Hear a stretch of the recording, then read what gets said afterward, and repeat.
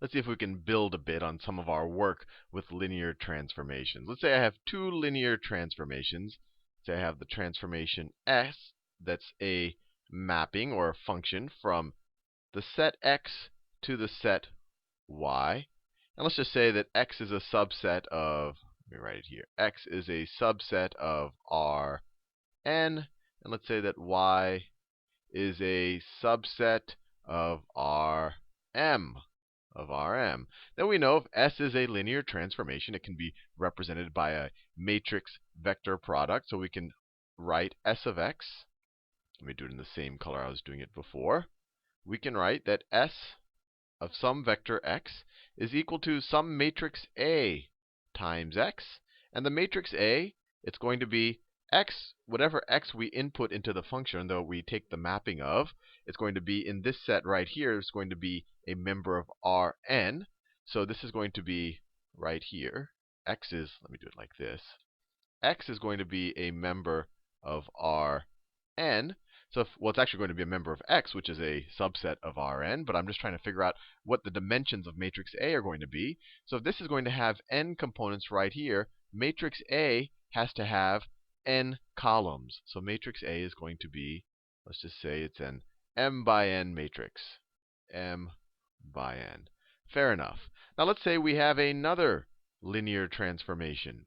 So actually, let me draw what I've done so far. So we have some set X right here. That is set X. It is a subset of Rn.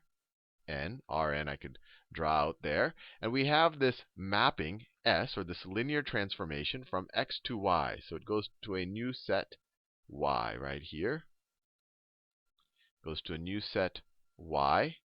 And Y is a member of Rm. So the mapping X right here, the mapping X, you take some element here and you apply the transformation S. And I've told you it's a linear transformation. And you'll get to some value in set Y, which is in Rm. And I said that the matrix representation of our linear transformation is going to be an m by n matrix, right? Because you're going to start with something that has n entries, or a vector that's a member of Rn, and you want to end up with a vector that's in Rm. Fair enough. Now let's say I have another linear transformation T. I have another linear transformation T, and it's a mapping from the set Y to the set Z. So let me draw.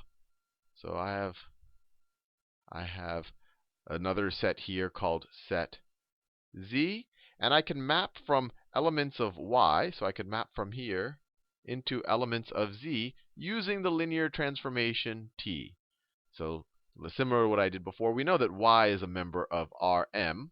We know that this is a subset, not a member, more of a subset of Rm. And these are just arbitrary letters. This could be 100 or 5 or whatever. I'm just trying to stay abstract. And let's say that Z is a member. I'm running out of letters. Let's say Z is a member of R. Z is a member of RL. Then what's the transformation T? What's its matrix representation going to be? And we know it's a linear transformation. I told you that. So we know it can be represented in this form. So we could say that T of x, where x is a member of Rm, is going to be equal to some matrix B times x. And what are the dimensions of matrix B going to be? X is going to be a member of Rm. So B is going to have m columns. And then it's a mapping into a set that's a member of RL. So it's going to map from members of Rm to members of RL. So it's going to be an L by M matrix right there. Now, when you see this, a very natural question might arise in your head. Can we construct some mapping that goes all the way from set X all the way to set T?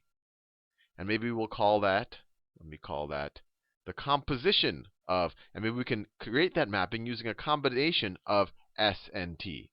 So let's just make up some word. Let's just call T with this little circle S. Let's just call this a mapping from X all the way to Z. From X all the way to Z. And we'll call this the composition. The composition of t with s. We're essentially just combining the two functions in order to try to create some mapping that takes us from set x all the way to set z. But we still haven't defined this. How can we actually construct this? Well, a natural thing might be to first apply transformation s. Let's say that this is our x we're dealing with right here. Maybe the first thing we want to do is apply s, and that'll give us an s of x. That'll give us this value right here that's in set y. And then, what if we were to take that value and apply the transformation t to it? So we would take this value and apply the transformation t to it to maybe get to this value. So this would be the linear transformation t applied to this value, this member of ry of the set y, which is in Rm.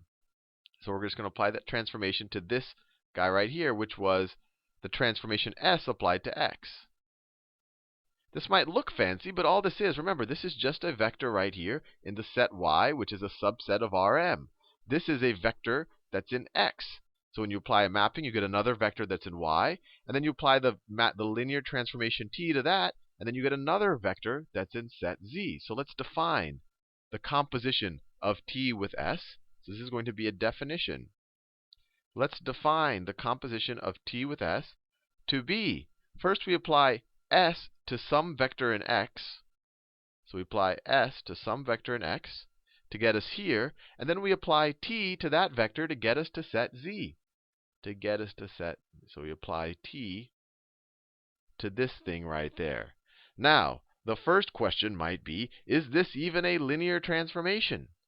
Is the composition of two linear transformations even a linear transformation? Is it a linear transformation? Linear transformation.